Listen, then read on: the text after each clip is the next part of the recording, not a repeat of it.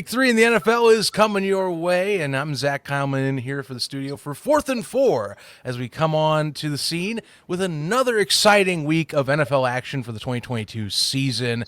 Plenty to discuss coming into this week's edition of the show. Plenty of fantasy. We got the betting odds. We've got everything you need to get you ready for Sunday in the NFL. Zach Kyleman in here, bringing on my buddies in crime all across the board. We've got Kelcey, Coyne, DJ Stewart, and of course Jim Mernier all in for this Week 3 edition. Gentlemen, welcome aboard. Jim, welcome back from your pre-recorded edition. How are we all doing this week? yeah, you're alive. Good for you. Jim coming in hot with this this bottom line here, this name change. It's the only time I can do it this year, so I kind of love it. You know, props to you. Props to you. You hit on your island last week. Honestly, that's funny I say that, though, because, like, when we get into the picks and stuff, like, that's all it was, just island picks. Last week was just island picks and destruction across the pick and board. You saw the tweet. Half of it, the first half was a nightmare for us to follow. Awful. DJ's doppelganger gave us an L across the board. You all had it coming. You shouldn't have been talking all that trash. Jim was talking trash already, so everybody had to pay. You know what? No, I didn't talk trash at all about it. I wanted it to win. I wanted happiness. I wanted to go take my nice trip, which I got to Fantasy Island and go hang out on my beautiful Kelcey's Island with the New York Jets and Joe Flacco. Thank you, Josh Johnson, for blowing your coverage on that. And thank you, Amari Cooper, for not falling on an onside kick that hit you in the chest. Thank you, guys. I appreciate that. It allowed me to take my trip to a beautiful island this week instead of a trash island like it was week 1. You are aware you just said thank you to two of the biggest anomalies of all time, as well as thank you to Joe Flacco, words you have never said in your mouth. That is just sort of thank you, Kirk Cousins, by your religion at this point. It is. Yeah, I know. Okay, just want to make sure we're on the same page. So later this season, I almost just think my equivalent to Satan is what I just almost think. What I'm saying is, I think by the end of the season, you will be saying thank you, Kirk Cousins, at some point as well too. I think this is the season. I'm cursing Kirk Cousins' name. He hurt me. I should have never bought into I forgot the one crucial stat. I should have never bought into the primetime stat because of course. Which we were talking about too. I thought he was the earlier Monday night game, so technically it wasn't prime time. Then you see he's the actual 8:20. It's like, oh, well, never mind then. You know what? No, actually, I might just screw myself even more because I might just say even more happiness to a likening of a devil here. Thank you, Eagles, for that win that allowed me to tie up the record last week. And I must have offended Tua because of my comments in my video saying if you get beat by Tua, you know you have a bad secondary. Well. That second half against the Ravens, holy crap! Man, if you're a Ravens fan, I don't feel sorry for you. I just don't. They deserve it, man. I don't. Well, gentlemen. Before we get into what I'm going to call the archipelago of picks, because really it is. So, remember, multiple islands making a big congested, set in the ocean. It's kind of a rough description. Just go with me on that. We're going to go into quarter one here with our. Stop it, Jim. We're going into quarter one here with this week's story. Lost me with archipelago. This week's storylines. Jesus, gentlemen, hold it together. All right, we got a few interesting stories that we got to discuss here for this week. Before we get into any of the stuff impacting Sunday, we're going to go back into traditional order here. Thursday night football. Again, we cover every Thursday night football for this season. Kind of a recap here as folks were watching on Amazon Prime Video, which apparently had pretty good numbers week 1 as well. 15 million on average watching on Sunday on NFL Prime. Not bad. We did get to witness the Steelers going over to your guys' neck of the woods, DJ and Kelcey, to play Cleveland. Brownie the Elf looked pretty good on the big screen as they got a nice win, kind of pulled through late and won 29-17. Looked a little dicey first half. Thought maybe magically Mitch would be showing up in his good self, but luckily things prevailed and, steadier heads also prevailed with a more talented side, if you ask me, in Cleveland. Gentlemen, thoughts on that game? I'll go ahead and start out and say, we are what they thought they were in the Steelers. I mean, there wasn't anything really impressive for the Steelers all game. Obviously, it was a lot of Najee Harris and a lot of, hey, Mitch, please pull some magic out of your leprechaun cap. And he doesn't have a leprechaun cap. He's far too tall. So thankfully, none of that happens. But you know what? The Browns were on. They stayed on schedule all game. And if you talked about it before with Jacoby Brissett, the number one thing with Jacoby, can you keep him on schedule? If they can keep him on schedule, everything works for the Browns. And you saw that step by step in this game. It was just easy. Unfortunate for the Browns, they do lose Anthony Walker. That's a huge miss there. But they look to at least have covered the hole that is a blown coverage at some point in time down that right sideline. So at least that's okay. But yeah, there was nothing really going for the Steelers other than Najee Harris and the Browns were able to stay on schedule. And that's really the story for the Browns without, their number one quarterback is going to be, can they stay on schedule every game? And if you can, that run game can carry you to a lot of good places. Mm-hmm. Yeah, no joke about that. I mean, it's what can you say about the Browns' run game at this point that has not been said? I mean, two 1A class running backs, in my opinion, that's really can be your bread and butter. I mean, DJ, how do you feel for that? Same deal. Just Jacoby has to stay on schedule, and this team can maybe ink out some possible playoff ground. I thought Jacoby looked really good the last 2 weeks, not just staying on schedule. I thought he looked like he wrote the schedule in some spots as well, too. I mean, last week, 22 of 27. This week, he was the 91 PFF grade, which take with a pound of salt, but that's still the highest offensive grading of anyone this season.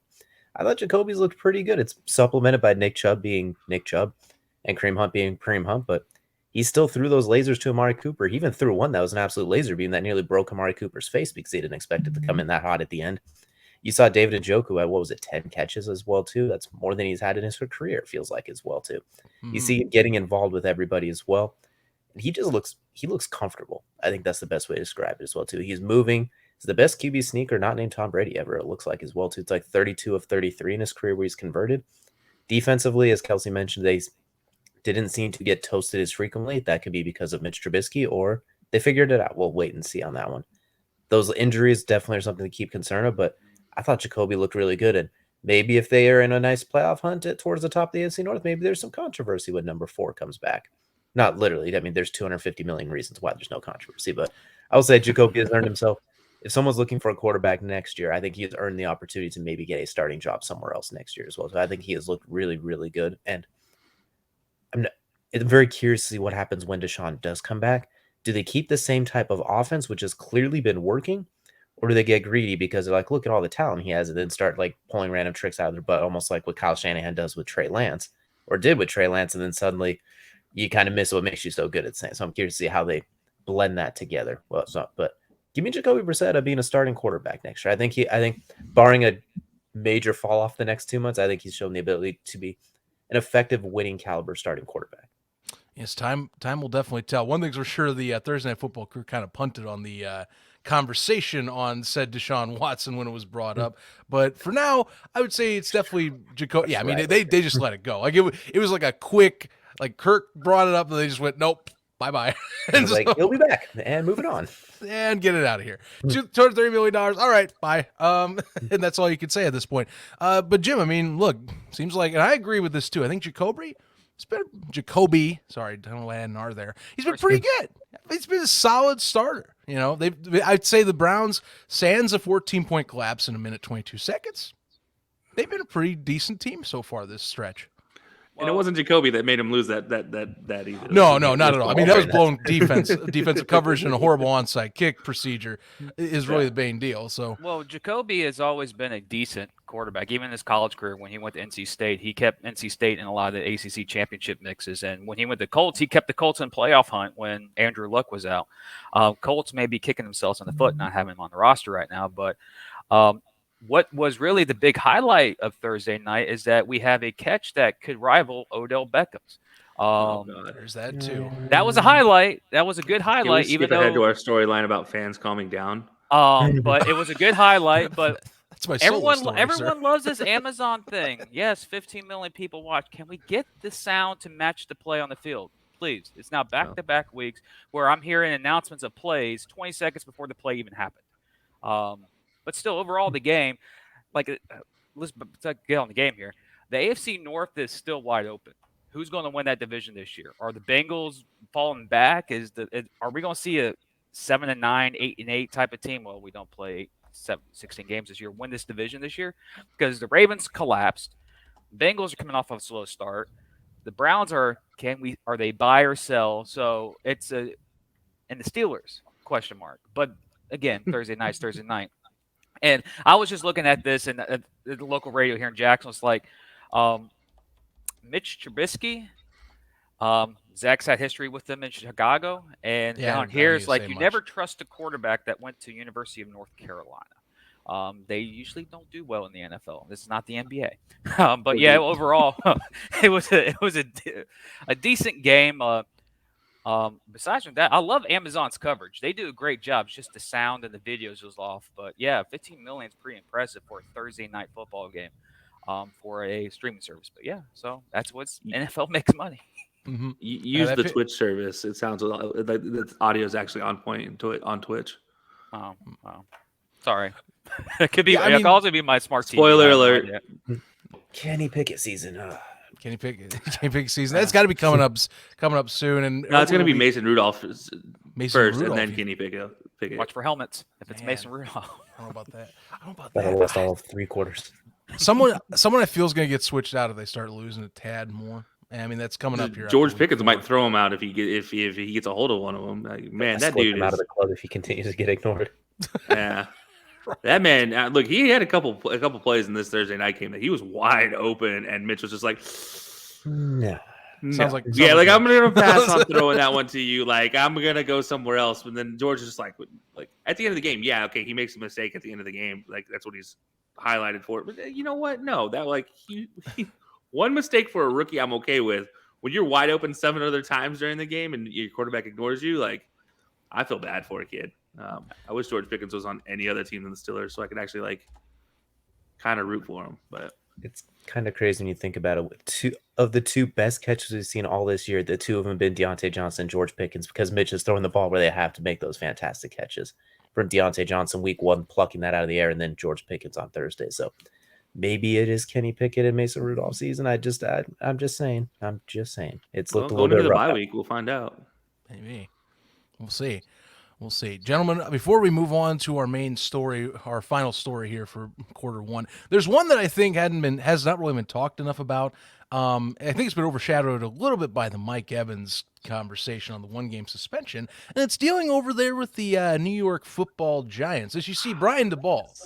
I bring this story because Kelcey, when we were talking pre-show, he was really ready for this one. So I'm like, all right, we're doing this story for sure. You see, Brian DeBall, he does not care how much you're paid. He does not care your draft status. He wants the best possible team out on the field. And for those that, maybe saw some big free agent signings before he came in, Kenny Golladay is supposed to be, by pay terms, that number 1 guy. Last week, however, he didn't get the start. He had only 2 snaps. He's paid $72 million since last year. That was his main contract. And he's been basically relegated as a bench player. And he came out this week and said, not really quoting, but overall saying, I deserve more snaps. Brian DeBall has basically stated he wants the best possible competition at the receiving core. He's going to put his best guys out there. Gentlemen, how do you break down this situation? Where does Kenny Golladay stand in New York? Well, if Kenny Golladay wants to play, he should play more like Kenny Golladay, not like he's on holiday, because he has been basically non-existent since he went to New York. I don't think he has a touchdown since he's been there, coming off of a double-digit touchdown season. No, he is not. Yeah, he has good job fewer with that. catches in his 2 years, and then in that last season in Detroit, he has really not shown up. He's limited as a big body, big play type of guy, where he's basically get downfield, destroy with jump balls, that sort of thing as well too. And that's not really what Daniel Jones is not that type of quarterback. We'll word it that way as well too. But I just think I wouldn't be surprised if he gets traded if they could find a way to contract split it so no one else has to pick it up. I wouldn't be surprised if he gets traded at this point by the trade deadline. It's just a very, very failed experiment. Yeah. Go ahead, Jim. I was going to say, well, it's not just Kenny Golladay. You got a lot of receivers in NFL history that they go from one team, get a massive contract with another team, and they go no-show. Is it because of him? Is it the system? Is it because he got his money, he doesn't need to work hard enough? The Giants at this point, you see what Dable's trying to do. If you talk to any New York fan right now, they're on the high right now. They got the Mets, they got the Yankees, you got the Jets, and you got the Giants. They're all winning. The whole city's winning, and I can't stand it. But Kenny Golladay was that, he's the hot guy to get in the free agency. And there's other receivers that were on that Detroit staff that went somewhere else about basically have outperformed him since the trade, since that offseason. I just think that, yes, they're 2-0. Yes, you have Daniel Jones. Like, the guy, I don't know. He's okay. He's not a great quarterback, but when He you went to start, Duke. I mean, yeah, tells you enough. It's enough. But when you're struggling, like as a franchise, and you finally get this key receiver, like Kenny Golladay, the problem is that he thinks he's Michael Irvin, or he thinks he is, some of the great receivers of all time. And technically, he's not. He's more like a Marvin Jones, or he's more like a Jimmy Smith. But I feel like there is a separation in the locker room right now, and I think Dabo almost called. Oh my God, not the head coach for Clemson. Sorry, that's Dabo. I don't think Dable is going to keep him. I think they're trying to create this division to get him out because they want to free up that cap room. I agree with DJ. There's something else going on inside that locker room that it's not been released yet. So yeah. Well, I mean, look, my thing is, and this is coming from, being a fantasy owner and evaluating Kenny Golladay. I'll be honest, I like Kenny Golladay during his time in Detroit. He stretched the field. He had his moments. The baby Megatron thing was a real thing for a few years. It's just that injuries, I think, caught up to him. He cashed in when he had the chance. And unfortunately, last year, those injuries again caught up, plagued his season, and he didn't show up. And I think Brian DeBall coming in and kind of supplanting Joe Judge, saying, all right, here's the deal. We need to have a good team put together, and they cleared front office as well. They said, we don't want trashy signings in terms of bad contracts. We're done with it. We need to play with what we've got and evaluate. So he's basically saying F it. And I'll be frank, I think a lot of NFL fans, when they look at this, they go outside, they'll go, you know what? Yeah, this man's making $72 million, but yeah, if he's not playing good and it would help me not be 2-0 right now, yeah, no, I would definitely bench him, because clearly they're doing something right now to be starting off at least decently enough. And I'll spoil that I picked the Giants, but they're playing good enough to where I think they could be 3-0 next week. So, it's all about, and I agree, in this stage of a franchise, it is all about development. Who gives a rat's, whatever the hell you want to call it, about money and draft pick status when you are basically hitting the reset button again and again and again? No, that's fair. Look, I'll say this. Kenny Golladay in his career has played 3 relatively full seasons, 2 for Detroit, 1 for the Giants. The 2 in Detroit, he racked up 135 catches, over 2,100 yards, 16 touchdowns, and was throwing the ball over 40 yards 9 different times. Very important stat there, because those nine 40+ yard attempts that he hauled in, he has not received a single 40-yard plus attempt in New York, let alone before that. Also, in his time in New York, he's played 15 total games, which is the same amount he played in 2018. He has 39 total catches, 541 yards, no touchdowns, to DJ's point. And look, I think this is a situation where, the Giants overpaid when you got him, because he had that 5-game season in 2020 where he was injury plagued. Just absolutely out of it. 20 catches, 338 yards, 2 touchdowns. Still managed to stretch the field, but we have not seen him stretch the field, period, in his existence with the Giants. So maybe there's a little bit of scheme fit in situation there. Like, they're just using him as a big body, which is not really his game. His game really is that Mike Evans kind of gets open down the field somehow and wins 50-50 balls. That's what he does best. But they're not allowing him to do that. And I also have to look at Kenny Golladay and be like, dude, you are not that Kenny Golladay anymore. And his statement, the fact that he came out and said, I don't care how much I'm getting paid, I should be playing anyways. Saying that just tells you how delusional you are. You're in the Baker Mayfield level of delusional here. You need to calm down. Like, this is like, you're taking it too far. Pump the brakes, get in the practice field, and work your butt off. Shut up. Don't talk to the media about the situation, and get to work. That's as simple as that. Like, if you're an athlete and you just sign a huge contract, get to work. Don't rely on your laurels. Like, the rest on your laurels situation has always been a thing for big players. Jim's mentioned, once a guy gets a contract, do they deserve it anymore? And that's unfortunately the way the league works. Is you don't get paid for what you're doing now. You get paid for what you did. Mm-hmm. And so unfortunately, he's getting paid for what he did during his rookie contract, which yeah, fantastic in Detroit, but for New York, they're kind of reaping all the foul on that, all the folly, if you will, because yeah, you paid for him, he got his money from his rookie deal, but you're getting an injury plagued kid who now he's not even a scheme fit with what you do.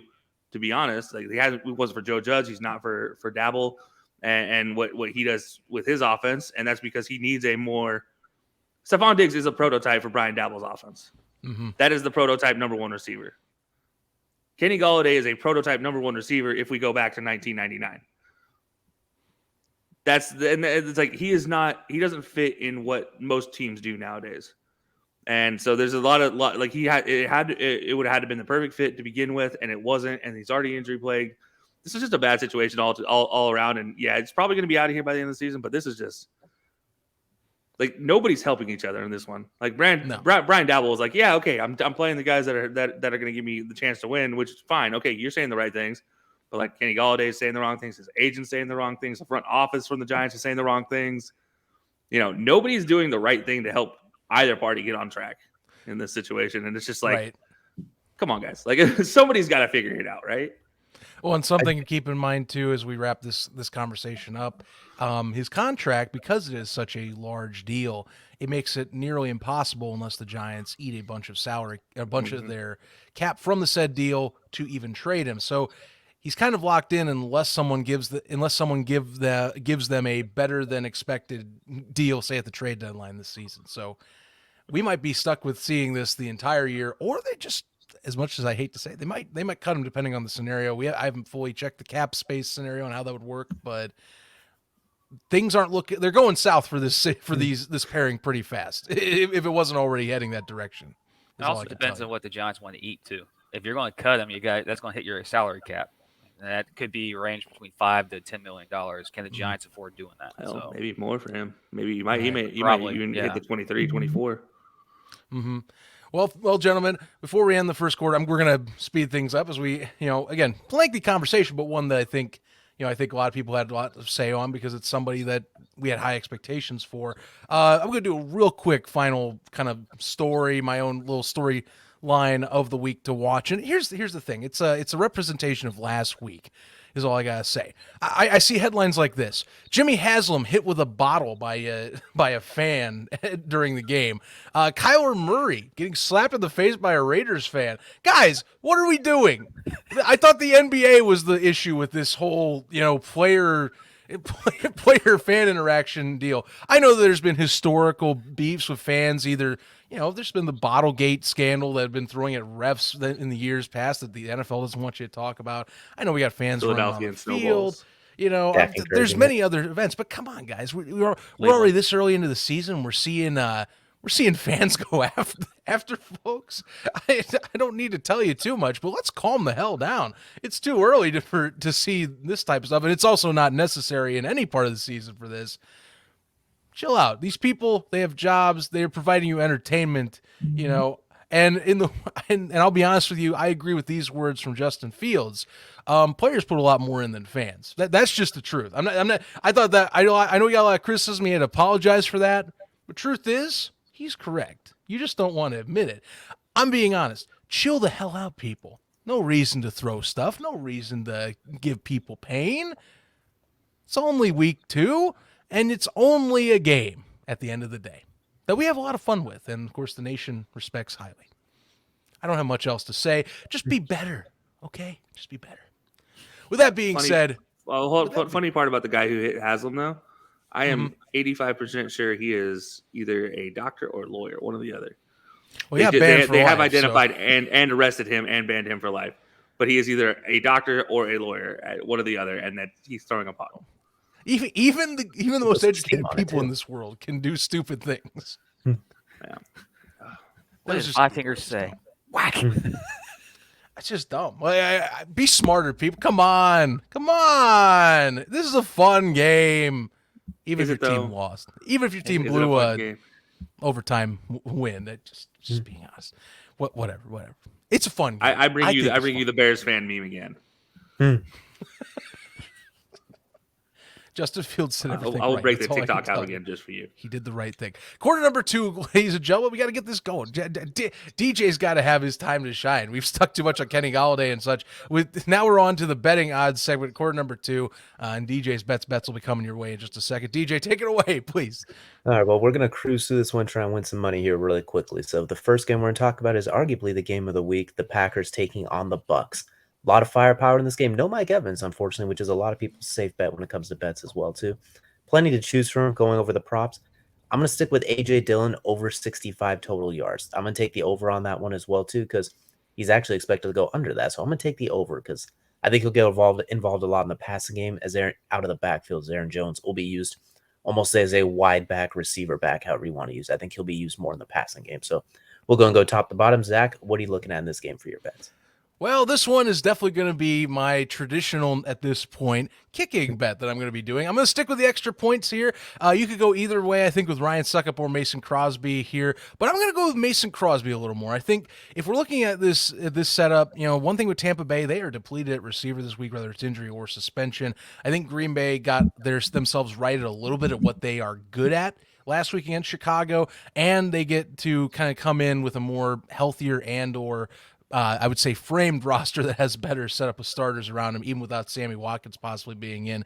So I do believe you can get the over 2.5 extra point mark with Mason Crosby on this one for plus 143 odds and get yourself a little cheddar. I hit last week on mine. My money's tied up in Michigan because I was silly and left it over there. Just remember where you're betting, okay? That's my extra word on this. All right, I like it. We're going with the uprights for this week, betting in this game as well, too. All the quarterback firepower, we're going with the kickers with the Zach tradition. Jim, give us what you're looking at in this game. Well, there's a certain running back that plays for the Tampa Bay Buccaneers that doesn't usually show up until the playoffs. So he's called Playoff Lenny. But because there's no receivers for Brady to throw to, I think Lenny's going to get a lot of the rock this week. So guaranteed 2 touchdowns for me, plus 450 for Leonard Fournette for the Bucks.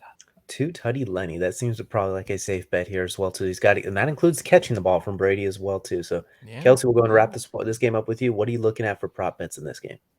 Well, I did actually had a really great week last week with my prop bets, with the Jalen Waddle hitting the 2 touchdowns and as in that shootout and everything else. So I'm feeling pretty good this week coming in this week. So I'm going to start with I'm going to kind of piggyback off what Jim said, but I'm going to say Lenny Fournette. He's going to 4 Tutty Lenny, no, but he's going to get you that first touchdown today. So first touchdown, Leonard Fournette, plus 400 odds. Book it. It's going to happen. All right, so we got 2 Tutty Lenny and first Tutty Lenny as well, too. Jerking the card and closing it by the sounds of it. So that'll be a fun game to keep an eye out for. Next up, we're going to head to a battle of 2 underperforming teams, is how I'll describe them, the Titans and the Raiders. For this one, there's not a lot to like across the board because you have no idea what you're getting from either team. So I'm going to stick with Reliable. I'm going to say Derrick Henry getting a touchdown. It's only minus 160 odds because it seems pretty obvious to happen. He is 2 yards tall, so it seems safe he will punch one in from the goal line if they can get there. So give me Derrick Henry scoring a touchdown, maybe to round out a parlay for you as well, too. We'll go ahead and go in reverse order. So, Kelcey, what are we looking at for Titans Raiders? Yeah, so you're going with Old Reliable on one side. I'm kind of going with Old Reliable on the other. He's probably the one of the longer tenured Raiders here. Not the slot man, not the slot machine himself, but it is going to be the tight end, Darren Waller. I am anytime touchdown, plus 170 odds. There's not a whole lot to love in this one, but this was one that I'm like, I feel like this could happen considering the woes on the Titans defense. Yeah, it seems like a safe bet. Kevin Byard can't guard him all day necessarily. He's got to be over the top of Devontae Adams, so we'll see how they incorporate him this game as well, too. Jim, we'll go to you on this one. What are you looking at for Titans Raiders?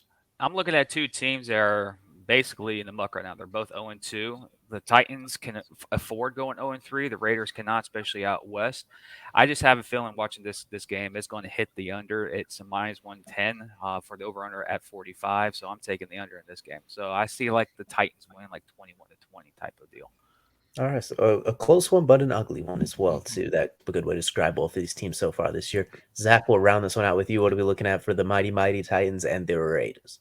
Well, much like you, DJ, I like Derrick Henry in this one. Not only is he going to get a touchdown, he's going to be the first scorer in this game, I say. Plus 380 odds. He's more favorable on the first touchdown scorers on Caesar Sportsbook. But look, I think this sets up pretty well. Raiders, they're giving one of the higher sack totals. The Tennessee Titans are actually one of the highest in sack totals so far through 2 weeks. I think this plays out to where even if they can't score in that first drive, I think that you can see Tennessee set themselves up to at least grind out a first touchdown in this contest. So give me Derrick Henry. I think good enough to get you a quick to maybe add on to that touchdown at anytime touchdown scoring as well. All right, so Derrick Henry getting the first touchdown. It just might not be till the third quarter. We'll have to see how that one plays out. Plays out there. So next up, we're gonna head to Monday night now as the Cowboys take on the Giants. Two teams in different spots than we expected right now as well too. For me, I'm gonna go with the first score being a Cowboys field goal. I think they're gonna move the ball pretty decently early, but cashing that one out the end might be a little bit difficult because that Giants defense has performed very, very well this season. And getting Azeez Ojulari and Kayvon Thibodeau back for that game in time as well, too, adding a little bit of steam off of the edge. So, Jim, we're going to start with you on this one. What are you looking at for Cowboys Giants? The guaranteed bet. So if you look both of these teams, especially Dallas, the first 2 drives they've had this season to start both games have been punts. So 150. They're going to punt on their first drive at this game too. So Dallas to punt on their first drive, 150. All right, I like it. Keep letting the kickers get involved in this one, which we imagine too. And Zach, we're going to go to you next with this one for the Cowboys and the Giants. What are we looking at here? I do appreciate Jim's punt one, by the way, just because it's such a counter to my kicking usual. So maybe he's got to pick a punt bet from now on. But I'm actually going to go Cooper Rush. I think that he hits the over on the over 1.5 TDs plus 165. Honestly, it's pretty similar. Daniel Jones is the exact same way. I think Caesar, at least, they're trying to say, all right, this could kind of be a toss up for either one, but it's going to be a little harder because of how defensive these two teams have been through the first 2 weeks. But hear me out. I do like Cooper Rush just based on what I've seen in his backup duties last year, as well as what he's done so far this season. I think he has a really good rapport with some of these receivers very well on Dallas's side. And I think he can walk away with getting you 2 TDs. And this game might surprise you on how high the scoring gets later on when we get into pick 'em. I think that's why I'm also leaning 2 TDs for Cooper Rush. Zach fanning the flames of a quarterback controversy in Dallas, it sounds like, as well, too. Hang on. No, betting Zach and Kelcey, realistic Zach. Next, Cowboys and the Giants. What are we looking at? I'm all for a quarterback controversy in Dallas. It means there's going to be a good quarterback in Dallas, maybe. Okay. That'd be great. So, anyways, yeah. So I honestly hate everything about this game, and I honestly thought about putting a Kenny Golladay bet down on this game just because storylines in the NFL, right? That's the way this works. Don't go down this dark path. I decided I would, kind of piggyback again off of somebody's bet, and that's Zach's Cooper Rush bet, and I'm going to go CeeDee Lamb. Somebody's got to catch the touchdowns. Well, the only one healthy is CeeDee Lamb. 1.5 touchdowns. I'm gonna go the over plus 1,100 odds. Give me a chance. Look, I got Jalen Waddle's two touchdowns last week. If I can just get over 1.5 from CD, so just 2 touchdowns from CD. That's all I need. Like, don't let me down, man. I've already been let down enough by this team. I'm hoping with this one. Hoping to CD's touchdowns is what it sounds like too. So it should be a very fun divisional battle here on Monday night as well. And that's going to take us now into DJ's best bets. This is where we put together a parlay, one that seems pretty safe, one that's a little bit out there, and one that just seems downright reckless, and see if we can put together a nice winning ticket. So far on the season, both times we have hit 2 out of 3. So this one, we're going to start with Lamar Jackson being the first touchdown scorer against the Patriots at plus 600 odds. I think it's a pretty good chance this one could happen. It might be a little bit tough being the first touchdown scorer, but those athletic quarterbacks like Lamar Jackson, they tend to give those Belichick defenses a little bit more difficulty. And I still do remember the last time they played too, Lamar Jackson had a little bit of a coming out party as well too during his MVP season. So look for Lamar to get in the end zone first in this game, maybe off of a read option or a scramble into the red zone. And it looks like J.K. Dobbins might play this week too. So I think the defense might cave in on him. Next, we're going to look at Miles Sanders and Devontae Smith, both to score a touchdown at plus 800 odds. Miles Sanders has started to kind of get the sea legs going back this year as well, too, after a bit of a rough season last year. And we saw last week they actually got Devontae Smith involved in the offense as well, too. So I look for both of them to get into the end zone this week at plus 800 odds. That one's a bit of a longer shot on paper, but I think we do see Devontae Smith get into the end zone and Miles Sanders accompanying him as well, too. His team's keying on Jalen Hurts running in the red zone. And then the last one that feels pretty safe is the Bengals and the Jets. The over-unders at 45 points. Crank the over on that one. I think the Bengals get back on track. We see Joe Burrow not throwing 4 interceptions this time, and I see him not getting sacked 11 times. I think this is where they find a way to get Jamar Chase, T. Higgins, and the squad open.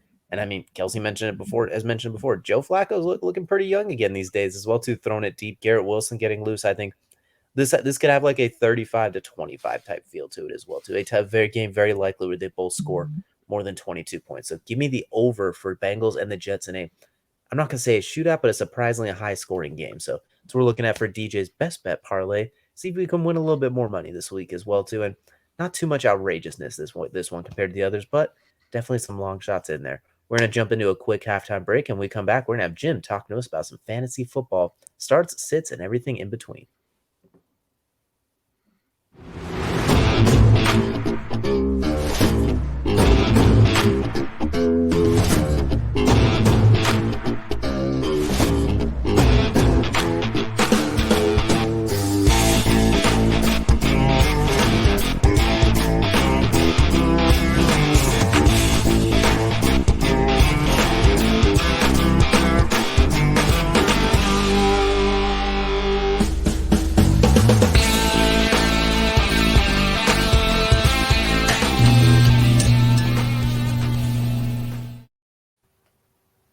Welcome, ladies and gentlemen, to Jim's BBS.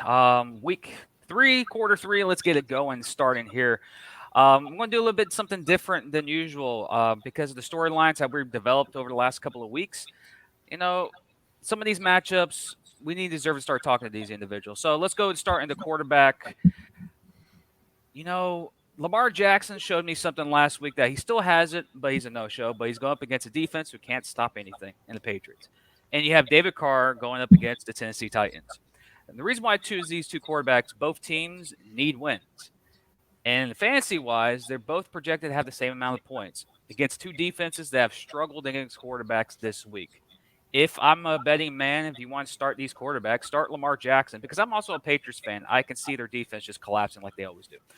So I picked the Lamar Jackson on this one. So, yeah, it's not pre-recording from last week, so let's get it going. So, DJ, who you got starting or sitting between David Carr and Lamar and Jackson?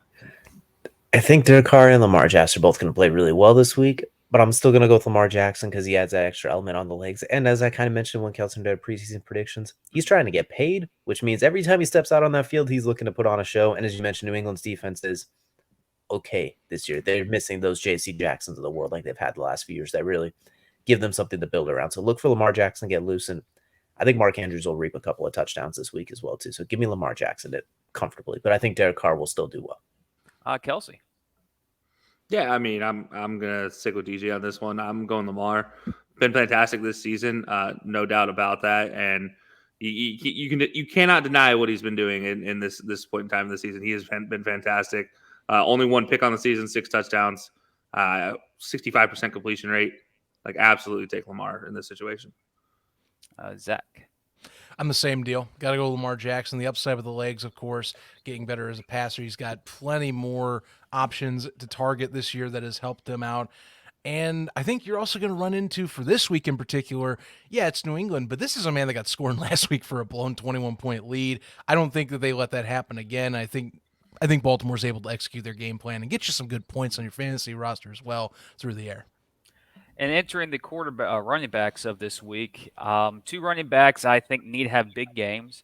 One hasn't really come out of the gate yet. The other one stumbled in week 2, but had a decent week 1. Tampa Bay Buccaneers touchdown Lenny is one of them, and also Dalvin Cook for the Minnesota Vikings. I look at the Minnesota situation. You have literally an average quarterback. Yeah, I think he's 62 and 1 all time. So you're going up against a Detroit Lions team that's very improved from last year. And you got Lenny going up against the Green Bay Packers, which, no receivers for Brady. He's going to hand it off to Lenny. Of course, me and Kelcey picked Leonard Fournette in our bet segment, so we expect high things for Fournette. But with these two quarterbacks between two teams that desperately need them to show out this week for them to get the W's, who gets your start? I got Leonard Fournette against Green Bay because I think he's going to get the rock a lot. So let's start off with Zach on this one. I actually am going to go with Leonard Fournette. I think you could go either way with this one, by the way. But I do believe after what I saw against Green Bay last week, sure, Chicago couldn't throw for whatever you want to say, but David Montgomery was able to do whatever he wanted. He's a strong, small back. Leonard Fournette is the big, tall, but still bruising back like Montgomery. And I think as long as the Bucs realize, hey, that's really our main best option with all these receivers we have either out from injury or game suspension, I think you're going to see him getting a lot of touches, not just through catches, not just through carries, but also a few catches. I think he'll get. He's been getting better year over year. That surprised me a lot. Give Leonard Fournette to this one, but I wouldn't be shocked if he started Dalvin either. I think there's opportunities against the Detroit Lions as well for you to get some points. Kelcey. Yeah, I'm going Dalvin in this one, and the biggest reason why is you look at the play calling from the Vikings the first 2 weeks. Kirk Cousins is touching almost 80 total passes in the first 2 weeks compared to Dalvin Cook only getting 26 touches. We all know Dalvin Cook is a fantastic back. That entire team knows Dalvin Cook is a fantastic back. They've been trying to get Kirk Cousins going. Last week, got derailed. How do you get back on track? You run the ball. Honestly, if you had thrown Jonathan Taylor up here, I would have said the same thing about copy paste this conversation for him as well. Like teams like this, they need to run the ball to be successful. And Dalvin Cook right here is going to be a very successful back in this situation. Obviously, I did pick Lenny to get a first touchdown, but it doesn't talk more about what the Vikings need to do to get themselves on track, and that's going to be Dalvin Cook. DJ. How funny is it, the game featuring Tom Brady and Aaron Rodgers? You're more likely to see like 8 to 9 man boxes the entire game because every team's a little bit questionable at receiver as well. So two all-time quarterbacks, and it's going to be who has a better running back. But that being said, I'm going to go with Dalvin Cook as well too. I think they're going to get him involved in the pass game, and we forget that Sean McVay offense that McConnell brought over is predicated on a run game getting going as well too. And Detroit's pass rush is weirdly good. Aiden Hutchinson is coming off the edge screaming, and they get after quarterbacks underratedly decently. The run defense does have a little bit of holes to exploit too. I think off the play action, they'll find those bombs to Justin Jefferson too. So give me Dalvin Cook, but I think it'll be relatively close. But I'll take Dalvin Cook on this one. Well, I'm the only one down for Nat Allen this week, but okay. It's because I have him on my fantasy team. That's why. What about Zach? Zach took him. I'm with you. Zach sacrificed for the team. What? Okay. Well, we're just more intelligent, and we understand that Dalvin Cook is going to become the bigger weapon this week. Get out of here. He should be. Let's get. I at least know how to count to 3 properly, Zach. This was 3. 1, 2, 3. What do you want from me? You don't start at this finger. You start at this finger. Who cares? I have Children, 3 fingers. we got to get going. Back on track. Let's roll. Hey, we got the tape. Rewind the tape. Let's get into the receivers here. I think these two receivers are receivers that have showed out for their team so far. One's had a quarterback issue. The other one has not, or kind of, maybe. But I think that these receivers are going to have big games this week, me personally. But the question is who do you start and who do you sit? I got Jalen, the best touchdown day and celebration Waddle against the Bills, and you got CeeDee Lamb against the New York Giants. Waddle has become is he the number one or is Tyreek the number one? But if you look at the Miami offense lately, you don't know who number one is because they both get the rock the same time and they're both showing out. In Dallas, new quarterback, CeeDee Lamb is the number one guy there. He should be number one. He's wearing number 88 for a reason. That's a covenant number in Dallas. Overall, against two teams. Come on, Kelcey. But anyways, you know what? Speaking of which, you got my 2 receivers. We're starting with Kelcey because you got Lamb in there, and he's a Cowboys fan, and it's nice seeing a Cowboys fan celebrate and suffer at the same time. I hate this. I really do because I have Jalen on my team, on my fantasy team, and I'm actually in this battle with Jalen, and if there's somebody to start over him, because that Bills defense is no joke. I don't like that matchup at all. Every single corner that's playing for the Bills right now is playing out of this world. And then let's not forget Trey White potentially. Whenever if he comes back this week, I honestly, there's no telling if he comes. He just walk into the off sideline and be there, and we just great. It's even worse now. With that in mind, there's nothing guarding CeeDee Lamb on the Giants side other than dirt and space and openness. I said it. I don't care. I don't think they're that great at cornerback. The Giants are. So I'm going to say CeeDee Lamb has an opportunity, at least compared to the Bills. Let's be honest here. We're like one is Swiss cheese compared to the Bills. And so the Giants, I'm going to say are Swiss cheese.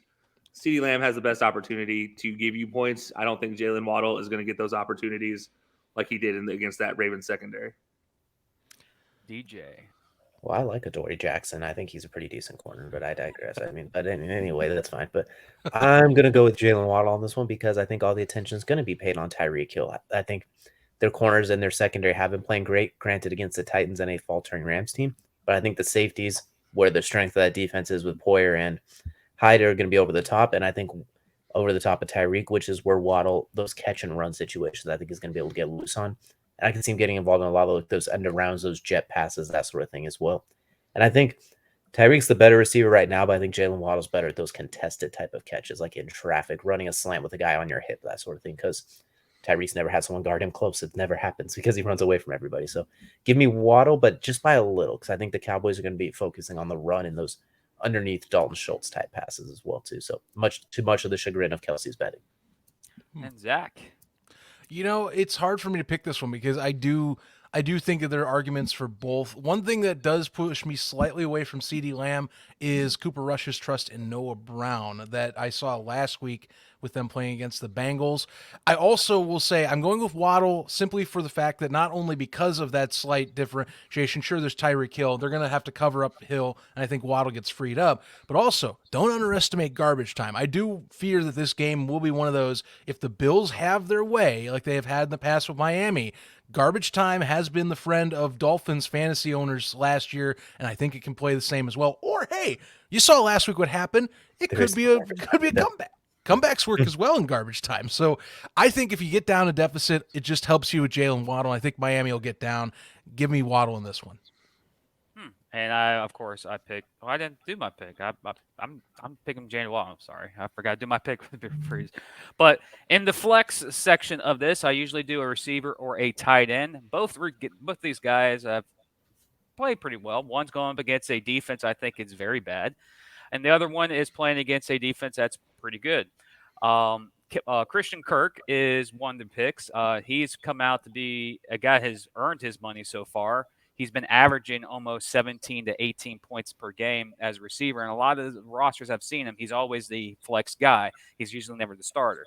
And also the other one is Travis Kelcey of the Kansas City Chiefs. He's going up against a Indianapolis Colts defense that gave up a lot against tight ends last week. And Jacksonville don't have tight ends, but they did it.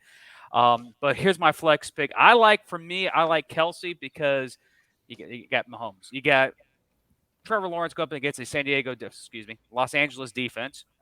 But if you want a guaranteed points, Kelcey. If you want 16, 18 points, Christian Kirk. But both picks, in my opinion, are pretty solid so far this week. I like Kelcey as a tight end to start. Who should we start with? DJ. Oh, give me Travis Kelce. The Colts defense is absolute garbage, and Christian Kirk doesn't get the benefit of playing them this week as well. He doesn't get to completely toast Kenny Moore for an entire 4 quarters. It's Travis Kelce's turn this week. So think of it like in basketball, that anybody on them defense, basically, that's what we're going to do every week with these fantasy picks. Anyone playing the Colts, they're going off for fantasy points. That's how we're going to do it from now on. So give me Travis Kelce this weekend. I'll be surprised if Christian Kirk cracks 11 this week. I think it's going to be a rough. They're playing an actual team this week and not a JV squad, so it'll be a lot tougher for them to get loose. Zach. Yeah, as much as I love Christian Kirk, and I think that he's a great fit for the Jaguars overall, and I think someone that was doubted for this contract he signed, someone that I think Kenny Golladay was hoping they would be, is the everyman here. I am going with Kelce in terms of fantasy a little bit. Indianapolis is kind of in disarray at this point. At least it feels that way. This is another challenging week for them. They're going to have to get off the mat after 2 weeks in a row that should have been winnable games. And Kelce's their main guy right now in Kansas City. So at least in my eyes, he is. I'm taking Travis Kelce if you had him as a flex for any reason. So is Kelcey going to pick Kelcey? Kelcey? I mean, look, this is the greatest segment we've ever had on this show. This is the most positive you guys have ever spoken to me in my life. I'm absolutely I'm bamboozled with all the positivity right now. No, obviously, I am 100% going to take Travis Kelce in this situation. This is my namesake without the Y. He can send me his Nike gear at any point in time, but he's going to go off in this game.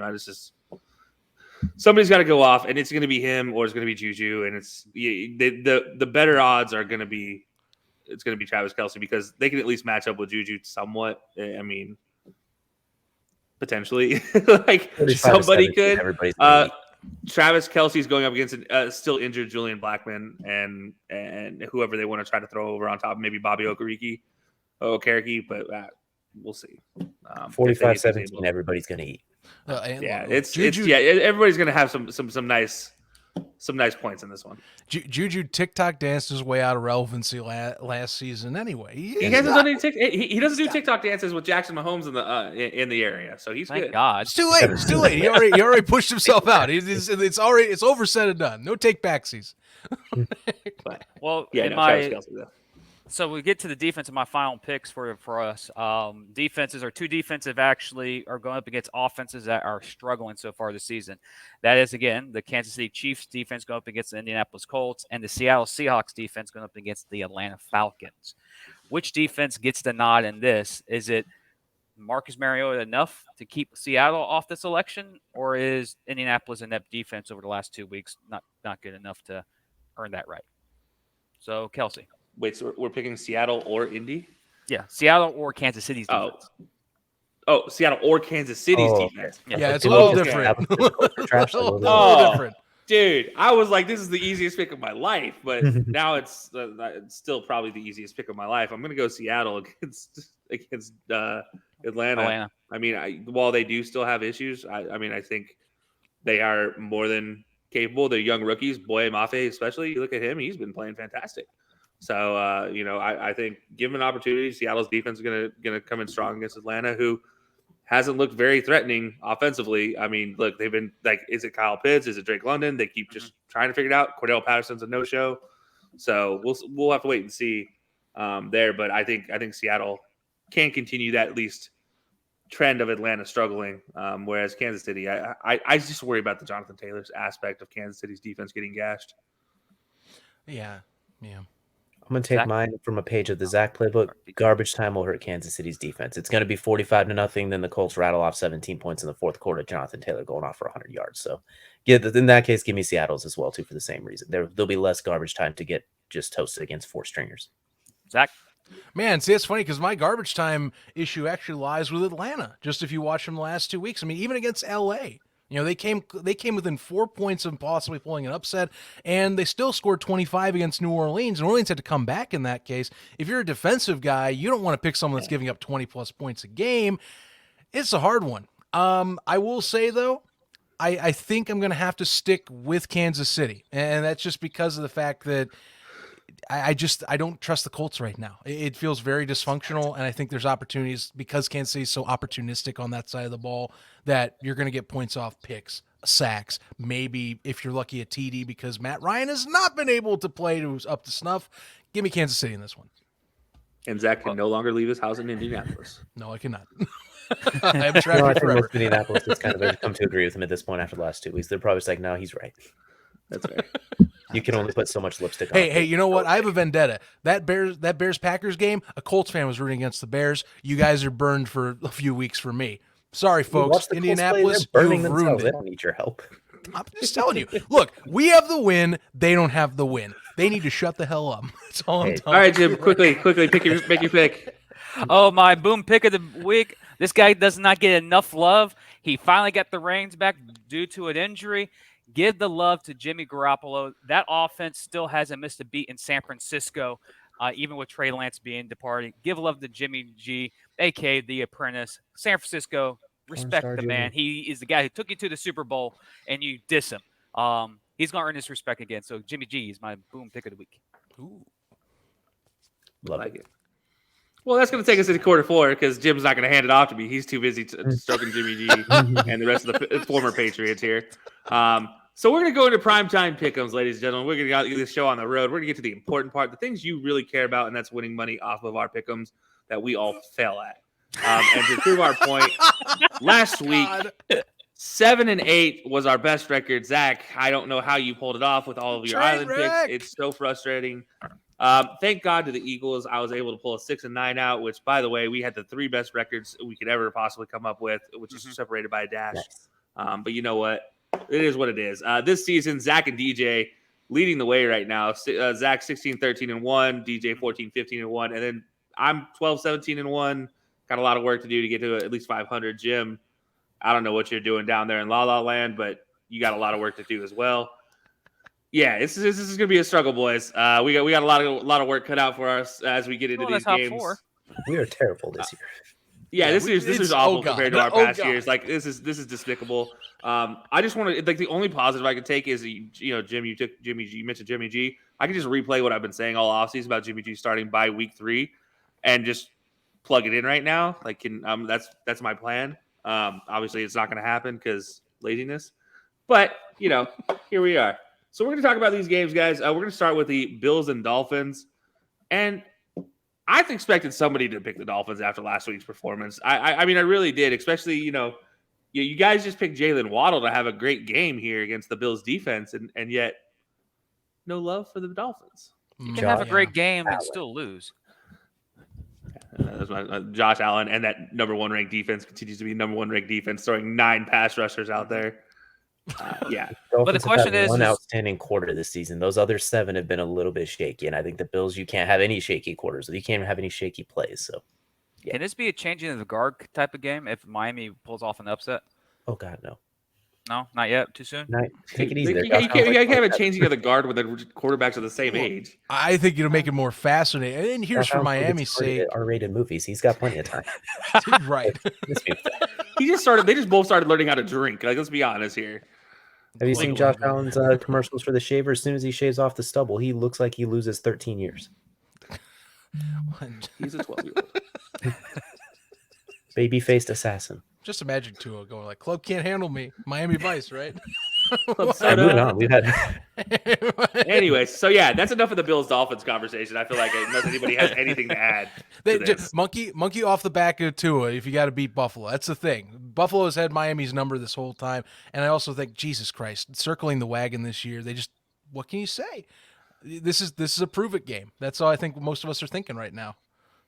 Well, I'm asking the same question as what can you say, Zach? Because you're only one sitting here picking the Packers in this Buccaneers matchup. Fan picking the Packers? What? Yeah, exactly. It's pretty I bad, thought this was going to be your chance to go Tom Bears Brady. I know why. Went through a few minutes ago, and now you're pulling this out on us. Now I think your Bears fan is Look, I feel in the searing pain. Okay, like it is still like I feel myself tensing up and also kind of like. Fidgeting a little bit, wondering why I did this, but okay, I'll give you one. Had some Ayasaka before they made these picks. Like, gosh, dang, something. If you were Green Bay, if you're Green Bay, my thing is you refocus on the run. Now, sure, we did make talks about Leonard Fournette, but here's my thing: you refocus on the run. Make sure you get in Tom Brady's face. I think that Packers solved a lot of their issues last week on who they wanted to be after their Week 1 fallout. That's where I'm heading with this. You got two solid, 2-star caliber running backs, and you have receivers that are going, okay, now I'm understanding what Rodgers wants. And Matt LaFleur is adjusting on the fly. They have a more put together roster right now that is not injured or suspended at the key positions that help make their offenses go. That's where I'm going with this. Fair enough. Guys, any rebuttal for the Buccaneers? It's going to be a heinous game considering we have 2 top 10 all-time quarterbacks. It's going to be ugly still. Yeah, it will be. Yeah. I mean, I'm going to just say the defensive line again. I'm going to repeat what I said to the Bills. They can rush. They can put 8 pass rushers out there at any point in time, and you're just good luck. Who wants to block Vita Vea? Yeah, I don't want to block Vita Vea. Yeah. Exactly. Nobody wants. But speaking about picking rivals, I had to choose either picking a rival or picking a disappointment, and I'd obviously chose a rival here because I'm too tired of being disappointed. But DJ, going with the star. How do you explain yourself?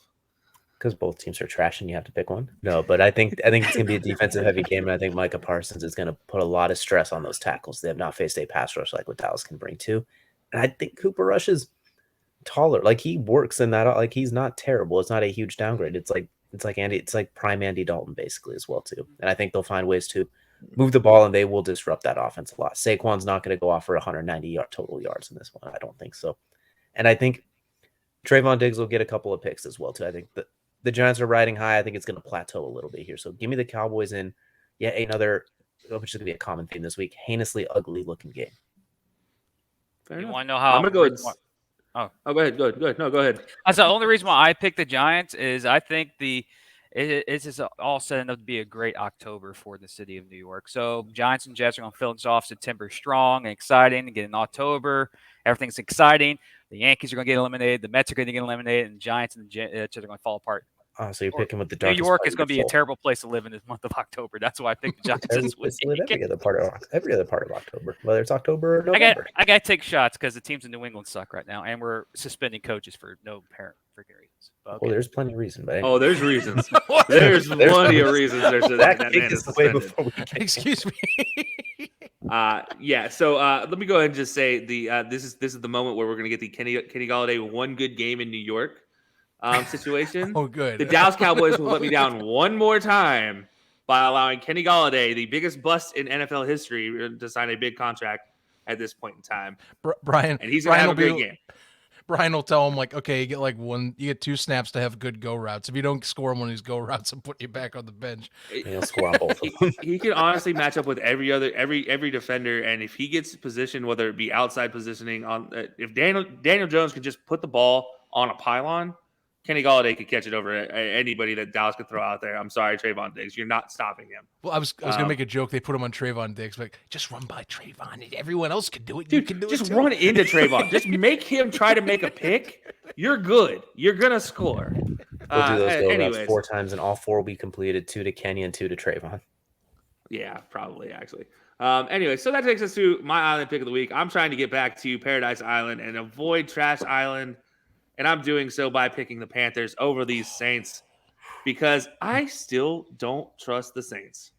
Watching them this season has not been anything I would have hoped for if they're going to be successful, and it just looks more and more just like we're hoping, we're praying Mike Thomas is going to carry us, and that's what they're giving me. And whereas the Panthers at least have looked competitive, obviously not really great by any means, but if you're talking about 2 terrible NFC South teams and 2 teams that perform in the NFC South that should be excelling, and neither are, I'm going to take the one that has Christian McCaffrey and a plethora of weapons in DJ Moore, Robbie Anderson, and that entire young stud of a defense that is going to be feasting on Jameis Winston's repaired eyeballs that I don't think are repaired anymore. So I don't know. I don't trust these Saints. I think the Panthers are going to have themselves a fun day in this one. So. With the exception of the 4th quarter of week 1, Baker's look kind of like a train wreck this year as well too. So I think I'm following my theme for this week. It's going to be ugly because James is playing with a broken back now. It sounds like it's well too, or back injury. So I think it's going to be a little bit ugly, but I think the Saints are a little better coached and a little more well-rounded. So that's kind of my thought on that one as well too. And for all those weapons, Baker had trouble getting them the ball minus blown coverages. So there's just something not clicking on that offense. Mm-hmm. So, I mean, yeah, fair enough. But there's something not clicking in Jameis's brain. So, I mean, also New Orleans also still continues to run Taysom out there at quarterback. We're not even going to talk about that. Like that's a whole nother issue that I have a problem with. But we're at this point. To this point, yeah, it should quiet. Just forget it ever happens. As he continues to rack up 1 touchdown every 3 weeks, just forget it ever happens. New Orleans defensively is why I'm leaning so hard on this. I mean, keep in mind it took Winston collapsing late in the 3rd quarter for Tampa Bay to flip the script. It was pretty much neck and neck the entire time. So I don't see that collapse because it's also Baker.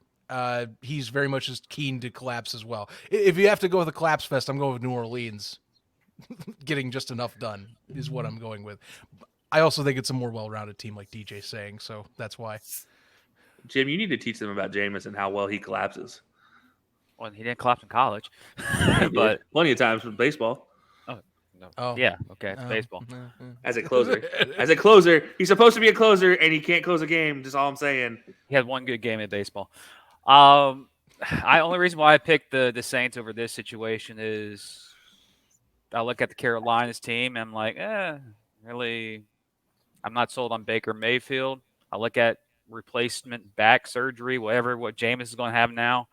But again, Hill situation is just who will make the fewest mistakes in this game. I won't be surprised if this game finishes like the Iowa score against North Dakota a couple weeks ago, where it was like 7-6 and it was all freaking safeties and field goals. So yeah, this is just a game that I'm like, okay, but Saints. That's it. All right. Hey, we've all provided some odd conclusions for this one. I think Jim just with the weirdest one I think I've ever heard. James still going to eat the W. It's going to be ugly though. He's still going to eat the W. I don't think the man can eat anything right now. I think he's just going to be trying not to get wheelchaired off the stadium. Like at this point in time, I don't think that's a good point too. I think he's just worried about walking at the end of the day because how are you playing with broken vertebrae? I don't never understand. Look, worst case scenario, you go to the Red Rifle. He's back up. He's solid. You know, but again, is he their backup or is it Taysom Hill? No, yes. I'd say Andy Dalton at this point. Are you sure? They both go out there. Oh, because let's not forget, Chase Daniel was the technical backup, and Taysom Hill still went in and backed up. No, I'd rather with those weapons. Red I Rocket give it to is Dalton. second. Is he though? They're both No, winning he at is. the same time. Taysom It's the Hill is great the New tight Orleans back. mystery. As long as Taysom Hill is on that roster, Kelcey, think of it like when Dalton was in Dallas's roster. Just throw him in, let the yeah, weapons but there was do no the work. All Taysom you gotta Hill. There was no Taysom Hill to cause an issue here. There's a Taysom That's Hill not to what I'm cause an issue with New saying. Orleans. Well, he's a tight end on fantasy. Let Taysom Hill be a tight end. Just ignore the court. That's what I'm saying, but New Orleans doesn't agree. So that's all my point. We'll never figure out New Orleans. That's the point of this show. As we cap this one off, guys, I appreciate everybody tuning in as well, guys. Happy to have you guys again for another week 3 show. We'll be back for week 4. Stay tuned to our social media. Zach will have a question on there, and we'll drop all the fancy pick'ems for the rest of the games that you guys didn't get to see. And you get to follow along and maybe make some money off of our failures again. So it's always fun. So, as always, guys, we appreciate you tuning in to 4th and 4. We will see you guys next week.